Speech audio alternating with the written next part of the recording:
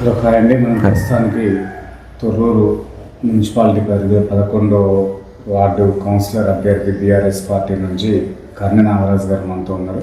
గతంలో కూడా వాళ్ళ సతీమణి గారు ఇక్కడి నుంచే కౌన్సిలర్గా పోటీ చేసి గెలిచి చాలా అనేకమైన అభివృద్ధి కార్యక్రమాలు చేసింది ఎర్రవెల్లి దయాకర్ రావు గారి ఆధ్వర్యంలో. ఇప్పుడు కూడా మళ్ళీ అదే పార్టీ నుండి మన వాళ్ళ నాగరాజు గారు మన మున్సిపాలిటీ కౌన్సిలర్గా పోటీకి చేయడానికి ముందుకు వస్తున్నాడు.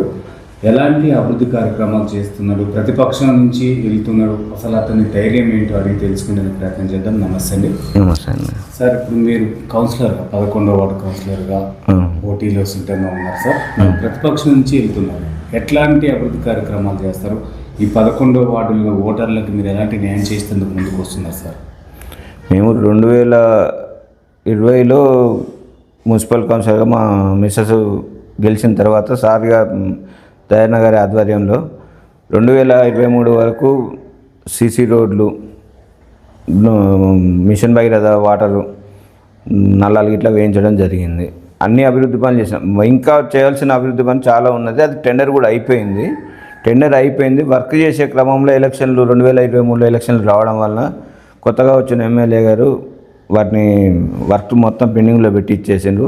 వాటిని మళ్ళీ ఇప్పుడు నిన్న ఇవాళ శంకుస్థాపనలు అని చేస్తున్నారు.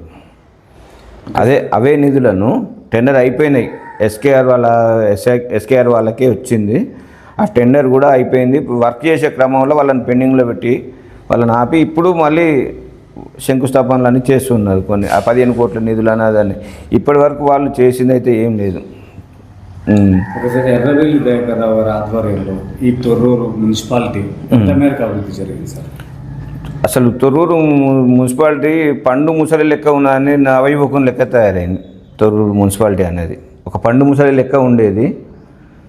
దయాకర్ రావు గారు ఈ 3-5 ఏళ్ళ పీరియడ్లో ఒక నవయువకం లెక్క తయారైంది తొర్రూరు మున్సిపాలిటీ అనేది.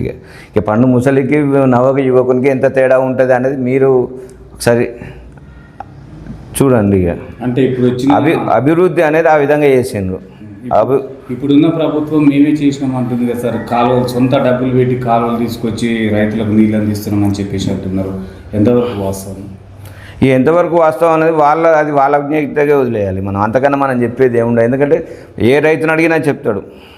ఏ రైతుని అడిగినా కూడా పంట పొలాలు ఎట్లున్నాయి, అప్పుడు ఎట్లున్నాయి, ఇప్పుడు ఈ 2 సంవత్సరాలలో ఎట్లున్నాయి, రైతు బంధు విషయం కానీ, రైతు బీమా విషయం కానీ, ఏ విషయంలో అయినా కూడా ఎంత ఇబ్బంది పడుతున్నారు, మందు బస్తాల కోసం కానీ ఏ విషయంలో చూసుకున్నా కూడా ఎంత ఇబ్బంది పడతానో అనేది ఇప్పుడు వీళ్ళు తిరగడం వల్ల వాళ్ళకే తెలుస్తుంది.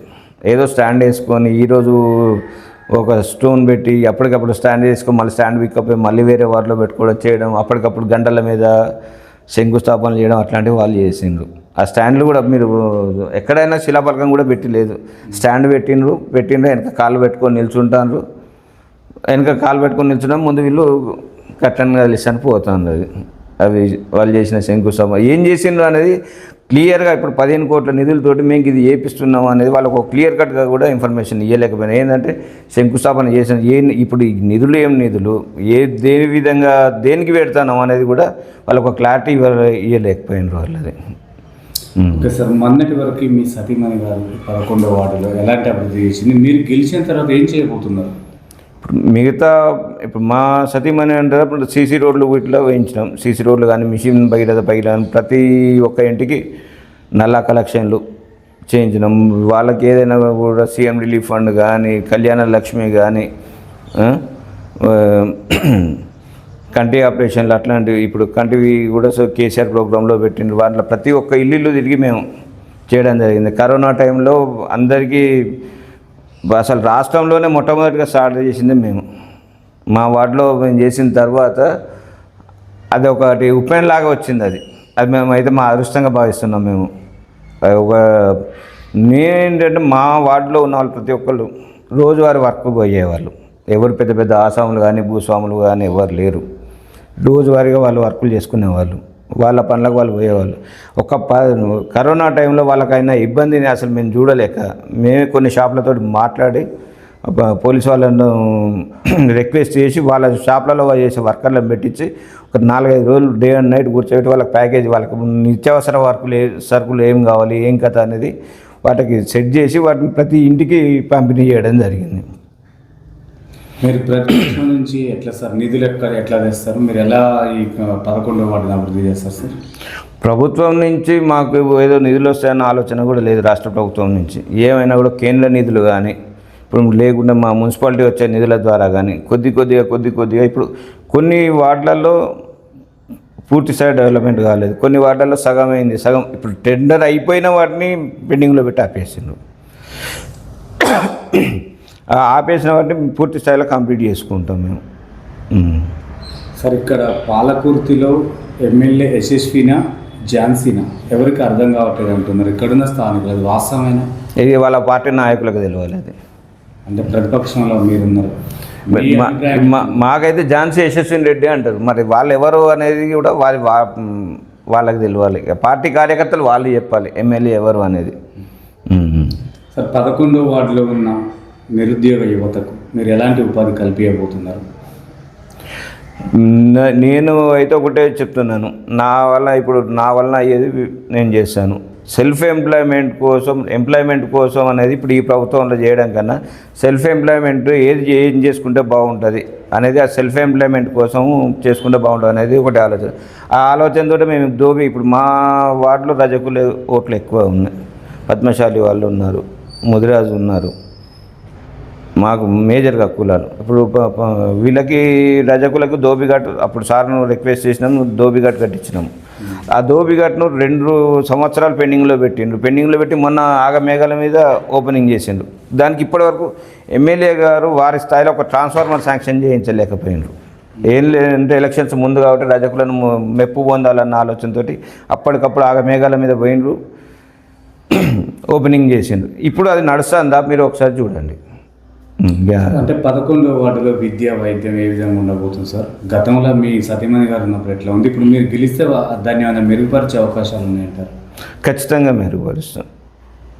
వైద్య విధానంలో ఇప్పుడు వైద్య విధానం అంటారా, మేము బస్సు దవాఖానకి కూడా మా వార్డులో ఒక రిక్వెస్ట్ చేసి ప్లాట్ కూడా 100 గజాల ప్లాట్ కూడా మేము సెట్ చేసి పెట్టినాము. అది వాళ్ళకి మున్సిపాలిటీకి కూడా అప్లికేషన్ కూడా పెట్టించినాము మేము బస్సు దవాఖాన గురించి. అంటే క్రీడా ప్రాంగణం అట్లాంటి ఏర్పాట్లు కావాలంటున్నారు. క్రీడా ప్రాంగణం అంటే ఇప్పుడు చెరువు కనుక క్రీడా ప్రాంగణం అనేది కొంచెం ల్యాండ్ అనేది కొంచెం ఇక్కడ పాత ఊరు, ఇందులో ల్యాండ్ దొరకడం కష్టం.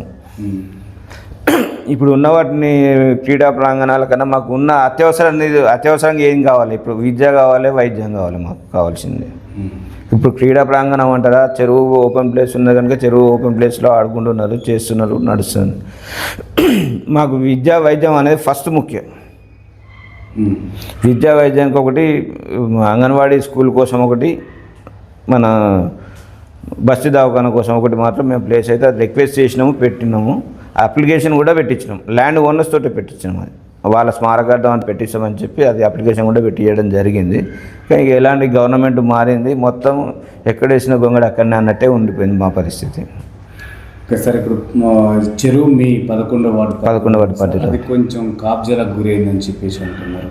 ఎంతవరకు వాస్తవం అంటారు? మీరు కౌన్సిలర్ కంటే మీ సతీమణి గారు కౌన్సిలర్గా ఉన్న పరిధిలోనే కొంత కబ్జాలకు పోయిందని చెప్పేసి ఇక్కడ ఉన్న స్థానిక ఓటర్లు అంటున్నారు. దానిపైన మీరు ఏం చెప్తారు? ఇంతకు మునుపు చెరువులో నీళ్ళు లేవు కాబట్టి అందరూ దున్నుకున్నారు, వ్యవసాయం చేసుకున్నారు. కానీ ఇక నీళ్లు నిండుతూ ఉంటే వాళ్ళు వ్యవసాయం చేయలేరు కదా. అత్తడి ఇప్పుడు మా FTL లెవెల్ ఉంది, FTL లెవెల్లో నీళ్ళు ఉన్న తర్వాత మళ్ళీ చేయరు కదా. ఇప్పుడు మళ్ళీ ఏంటంటే ఇప్పుడు నీళ్లు సరిగ్గా రాకపోవడం వల్ల వాళ్ళు వ్యవసాయం చేసుకుంటారు కానీ వేరే ఇల్లు ఇట్లా కట్టుకోవడం అయితే ఏం చేయటం లేదు కదా. పంట పండించుకుంటున్నారు, నీళ్ళు వచ్చినప్పుడు ఊరుకుంటారు కదా. నీళ్ళు వచ్చినప్పుడు అయితే నీళ్ళు తీసేసి అయితే చేయలేరు కదా. సరే, 42% రిజర్వేషన్ ద్వారా బీసీలకు న్యాయం జరిగిందంటారు? పూర్తిగా అన్యాయం జరిగింది, పూర్తి స్థాయిలో అన్యాయం జరిగింది. అసలు పూర్తి స్థాయిలో వ్యతిరేకిస్తాం. ఎందుకంటే దాన్ని నమ్మకం కలిగించి మోసం చేసింది. ఒక కషాయవాడు కనుక గొర్రెను తీసుకొచ్చి దువ్వి ఎట్లా తల కోసిండ్రో ఇప్పుడు బీసీలకు కూడా అట్లా తల నరికేసిండ్రు. బీసీలకు కానీ, మైనార్టీలకు కానీ, SC STలకు కానీ పూర్తి స్థాయి నష్టం జరిగింది. ఏ విషయంలో జరిగిందని మీరు భావిస్తున్నారు? 42% ఇస్తా అన్నారు. 42%లో ఇప్పుడు మాకు బీసీలకు వచ్చింది ఎన్ని? బీసీ జనరల్ కానీ, బీసీ లేడీ కానీ ఎస్సీ ఎస్టీ కానీ. అంటే మరి మీరు ప్రతిపక్ష హోదాలో ఉండి దీనిపైన మీరు ఎందుకు ఫైట్ చేయలేకపోతున్నారు సార్? అన్యాయం జరిగిందని. మా వంతు మేము చేస్తున్నాము. అంటే మాజీ మంత్రి గారు కూడా చేయొచ్చు కదా దీనిపైన, అన్యాయం జరుగుతుందని చెప్పేసి ఎక్కడ కూడా ఏది లేదు. మాకు ప్రతి విషయంలో వాళ్ళు చెప్తూ ఉంటారు. వాళ్ళు చెప్పినప్పుడు మేము వారి ఆదేశానుసారం మేము నడుచుకుంటూనే ఉంటున్నాము. మేము చేసేది మేము చేస్తూనే ఉన్నాము. మేము ఇచ్చే రిప్రజెంటేషన్స్ కూడా మేము ఇస్తున్నాము. ఇక్కడ స్థానికంగా ఉన్న ఎమ్మెల్యే గారి పరిపాలన ఏ విధంగా సార్? చెప్పుకోవడానికి ఏం లేదు. అంటే మార్పు కోరుకున్నారు కదా, ఆ కోరిన మార్పు వచ్చిందంటారు? మళ్ళీ సంవత్సరంలోనే మార్పు మళ్ళీ కోరుకుంటున్నారు. మళ్ళీ సంవత్సరంలో మళ్ళీ మార్పు కోరుకుంటున్నారు. ఎందుకు, ఏమైంది? మేము ఎంత నష్టపోయినాం అనేది ఒక సంవత్సరంలోనే అర్థమైందంటే అది ప్రభుత్వం విధానం ఎట్లున్నది, ఎమ్మెల్యే గారి విధానం ఎట్లున్నది అనేది అర్థమవుతుంది. 11వ వార్డు ఓటర్లకి ఏం చెప్తున్నారు? ఎందుకంటే ఓటు అంటే చాలా పవిత్రమైనది. ఈ మనీకో మద్యానికి అమ్ముకోవటం, డ్రగ్స్కు మాఫియాకు అంతా బానిసలు అవుతున్నారు. వాళ్ళు చిన్న భిన్నమైతుంది. వాళ్ళలో చైతన్యం తీసుకురావటం కోసం మీరు చేయబోతున్న ప్రయత్నం ఎట్లా ఉండబోతుంది గెలిచిన తర్వాత? నేను అనేది ఇప్పుడు పూర్తి స్థాయి అభివృద్ధి పెండింగ్లో ఉన్నాయి. కొన్ని పనులు టెండర్ అయ్యి పెండింగ్లో పెట్టిన బాబతున్నాయి. వాటిని ఏదో విధంగా మేము పూర్తి స్థాయిలో అభివృద్ధి చేస్తాం. మా యూత్కి అంటారా సెల్ఫ్ ఎంప్లాయ్మెంట్ కోసం కన్నా సెల్ఫ్ ఎంప్లాయ్మెంట్ కోసం అనేది ఒక ప్లానింగ్ అనేది ఒక ప్రణాళిక చేయాలనుకున్నాను ఈసారి. ఎందుకంటే ఇప్పుడు పోతుంటే రిజర్వేషన్లలో ఎవరు వస్తారో తెలియదు, ఎవరు పోతారో తెలియదు. అయినా కూడా ఒకటి ఏంటంటే నేను అనేది ఫస్ట్ నుంచి కూడా మా కుటుంబానికి ఒకటి ఏంటంటే ఒక ఇంటి మనిషిలాగా ఉన్నారు. నా వార్డు ప్రజలు నా కోసం, నేను వాళ్ళ ఇంటి మనిషిలాగా ఉన్నాను, వాళ్ళు నా ఇంటి మనిషిలాగానే ఉన్నారు.